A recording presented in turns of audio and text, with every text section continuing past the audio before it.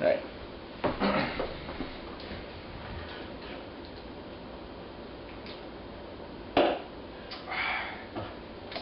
Alright, so welcome to the show tonight, folks.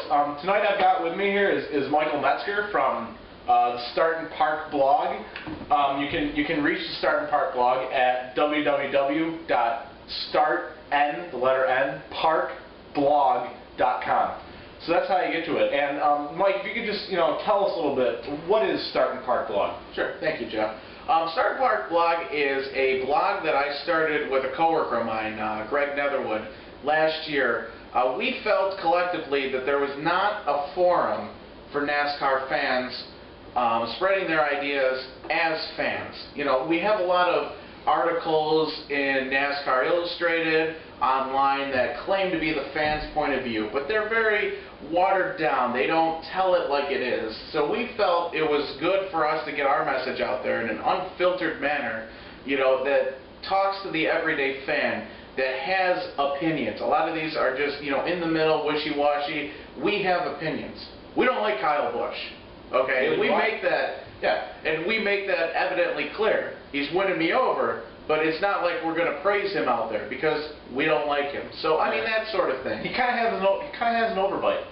Yeah, not good. Anyway, so Mike, and I'm kind of a casual NASCAR fan. I mean, I know the drivers. But I don't know it to the same detail that obviously you and Greg cover it and know it in. And something from the fan's perspective would be more valuable to a person like myself. But what I want to get into with you is kind of some of the nitty-gritty here. And, who are some of your surprises? Who are people who you think are outperforming expectations this year?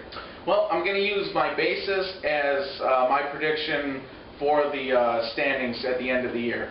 We did a blog, a 3-part blog before the start of the season where we kind of mapped out what we thought the drivers would do in the end. So I'm kind of using, that's my baseline, and after 5 races, I got to lead with Paul Menard. He is outperforming, all expectations I had and a lot of expectations a lot of people had. He, new team, it's a 4th team. You always wonder how much of the resources they're actually going to get. He's one that he's been sponsored by his father, so a lot of people think that he's just riding the coattails of daddy, into a ride, but so far this year, he's at 7th in points through 5 races. He's got a top 5, 2 top 10s, and he's been up there. He's been outperforming his RCR teammates, week in, week out. This last week, he was probably the 3rd best. But it goes to show you he's working his tail off there. We also have Dale Earnhardt Jr. up there, which is surprising to me. I thought he was washed up. Yeah, honestly, so did I. You put him in Hendrick equipment, and he doesn't do anything.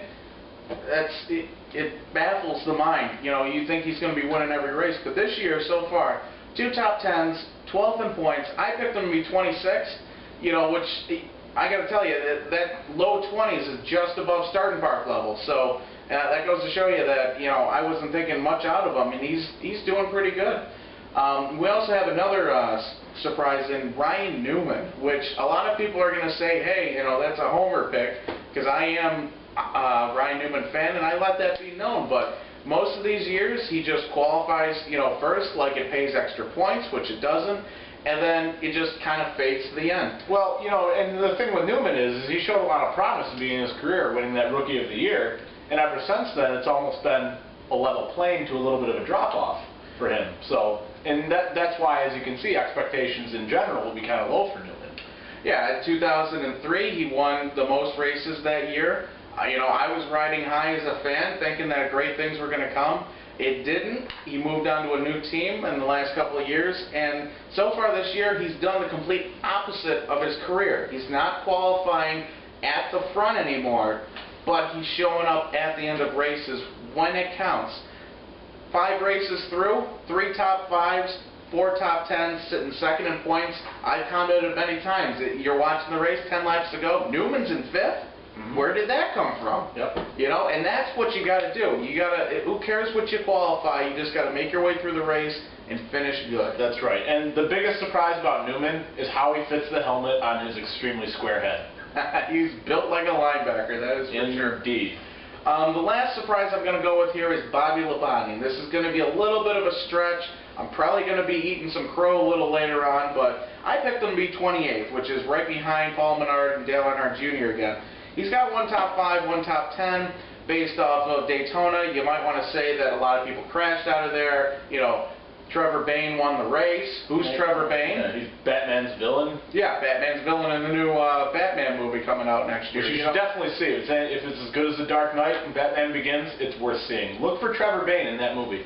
That's for sure. You know, you could pull that apart. You know, this last race, he blew a tire late, but he was running the top 20, and I did not really expect that. I expected a few, you know, good runs, but nothing substantial. So I'm picking him as a surprise. He's 19th in points. He's had a little bit of bad luck there, but he is showing why he was the 2000 NASCAR Winston Cup champion.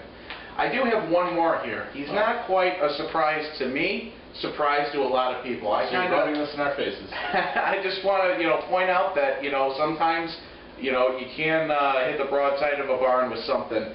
Throw enough shit at the wall and something's going to stick. It is. So Casey Kane, I fought with Greg over this in the preseason picks. I picked him 9th in points to finish. He was going to be my surprise. I thought he was going to be very underrated at Red Bull this year, Team Red Bull. It's a one-year gig. Everyone knows that. You know, why would they give him top-notch equipment? He's also a very good-looking guy. He is the All-State commercial where he dances. Oh, it's gorgeous. That's the best. It's a great thing. I'm not afraid to admit that he's a good-looking man. Yeah, he's 30-something years old. Still looks like he's 20. Mm-hmm. You know, we all should be so lucky. I know. It's good for the sport to have him up there. 3 top 10s so far, no top 5s yet. 11th in points. Like I said, a lot of people, you know, one-off gig, why would they care? But it makes a lot of sense. It rejuvenates Casey Kane himself. It also gets the team. This team struggled mightily last year with Scott Speed. You know, they were missing races. They were crashing out. You know, he just wasn't getting the job done, and now they can actually build on some confidence that they have a foundation of a good team there. That's right. Now, you know, and Mike, these are kind of your surprises. These are people who are, you know, kind of doing better than you expected to do. But, you know, there's an opposite side of that coin.